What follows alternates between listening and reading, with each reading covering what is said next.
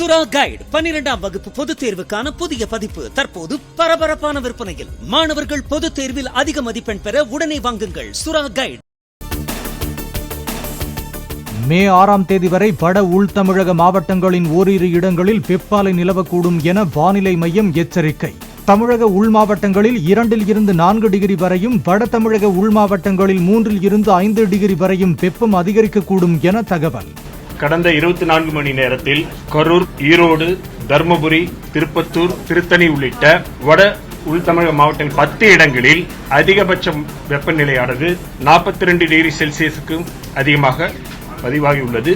அதிகபட்சமாக கரூரில் 44.3 degree Celsius பதிவானது. இது இயல்பை விட 7.5 டிகிரி செல்சியஸ் அதிகம்.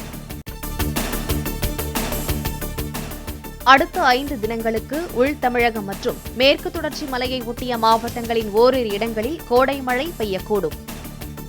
மே 7ஆம் தேதியன்று நீலகிரி, ஈரோடு, தருமபுரி, கிருஷ்ணகிரி, வேலூர், திருப்பத்தூர் ஆகிய மாவட்டங்களில் கனமழை பெய்ய வாய்ப்புள்ளதாகவும் தகவல். அடுத்து வரும் 5 தினங்களுக்கு உள் தமிழகம் மற்றும் மேற்கு தொடர்ச்சி மலையை ஒட்டியுள்ள மாவட்டங்களில் ஓரிரு இடங்களில் இடியுடன் கூடிய கோடை மழை பெய்யக்கூடும். மே 7ஆம் தேதி நீலகிரி, ஈரோடு, தருமபுரி, கிருஷ்ணகிரி, திருப்பத்தூர், வேலூர் மாவட்டங்களில் ஓரிரு இடங்களில் கனமழைக்கான வாய்ப்புள்ளது. தமிழகத்தில் கடந்த ஏப்ரல் மாதத்தில் ஈரோடு மாவட்டத்தில் 27 நாட்கள் 40 டிகிரி செல்சியஸுக்கு அதிகமான வெப்பம் பதிவானதாக வானிலை மையம் தகவல். கரூரில் 22 நாட்களும், திருப்பத்தூரில் 19 நாட்களும், சேலத்தில் 19 நாட்களும் 40 டிகிரி செல்சியஸை தாண்டி வெயில் பதிவு. வெப்பத்தை தணிக்க கோடை மழை அவசியம் என்ற நிலையில் தற்போதைக்கு சென்னையில் கோடை மழை பெய்ய வாய்ப்பில்லை என வானிலை மையம் தகவல். அடுத்த 48 மணி நேரத்திற்கு சென்னையில் அதிகபட்சமாக 40 டிகிரி செல்சியஸ் வெப்பம் பதிவாகவும் வாய்ப்பு. தற்போதைய நிலைவரைக்கு வாய்ப்பு.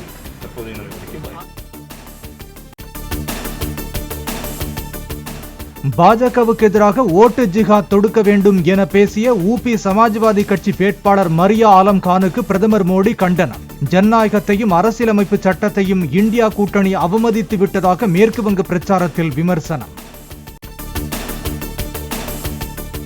கடந்த தேர்தலில் அமேதியில் போட்டியிட்ட ராகுல் காந்தி தோல்வி அச்சத்தில் இம்முறை ரேபரேலி தொகுதியில் போட்டியிடுவதாக பிரதமர் மோடி விமர்சனம்.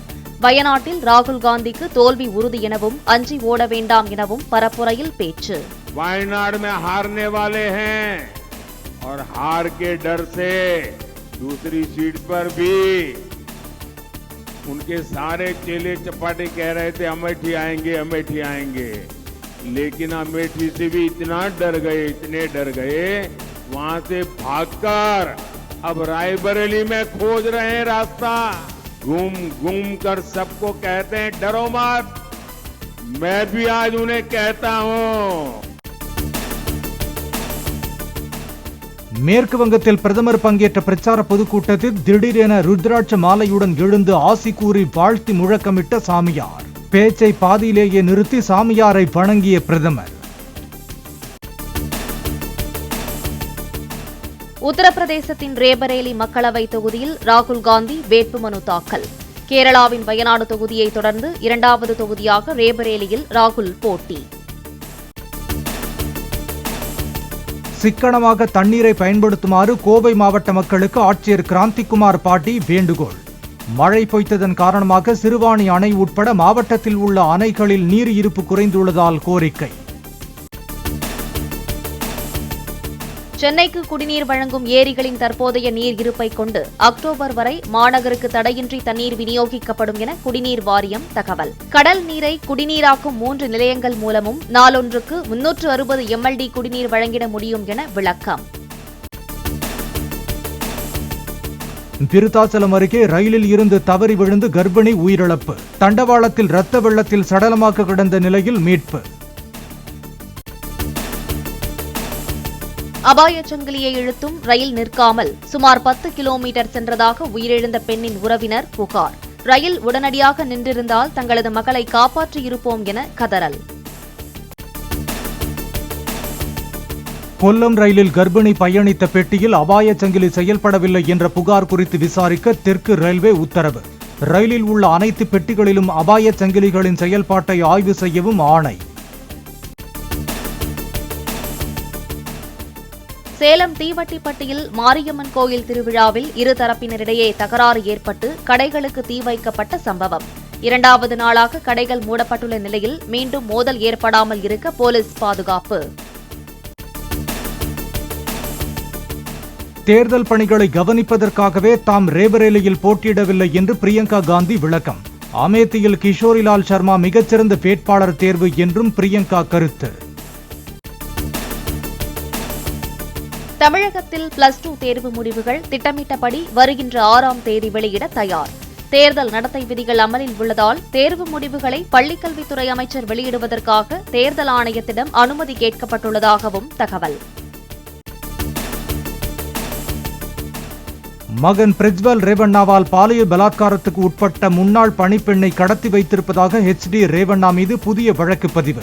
வீடியோ விவகாரம் விஸ்வரூபம் எடுத்த நிலையில் தனது தாயை கடத்தி வைத்து மிரட்டுவதாக மைசூரைச் சேர்ந்த இளைஞர் அளித்த புகாரில் போலீசார் நடவடிக்கை. ஊடகங்கள் மூலம் அரசின் கவனத்திற்கு வரும் பேருந்து பழுதுகள் ஆய்வுக்கு உட்படுத்தப்பட்டு சரி செய்ய நடவடிக்கை. திருவள்ளூரில் இருந்து ஓட்டை உடைசலான பேருந்துகள் இயக்கப்படுவதாக நேற்று செய்திகள் வெளியான நிலையில் போக்குவரத்து துறை விளக்கம்.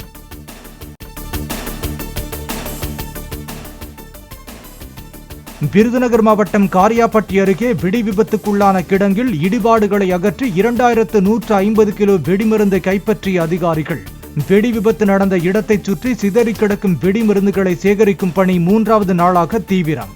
சுறா கைடு 12ஆம் வகுப்பு பொதுத் தேர்வுக்கான புதிய பதிப்பு தற்போது பரபரப்பான விற்பனையில். மாணவர்கள் பொதுத் தேர்வில் அதிக மதிப்பெண் பெற உடனே வாங்குங்கள் சுறா கைடு.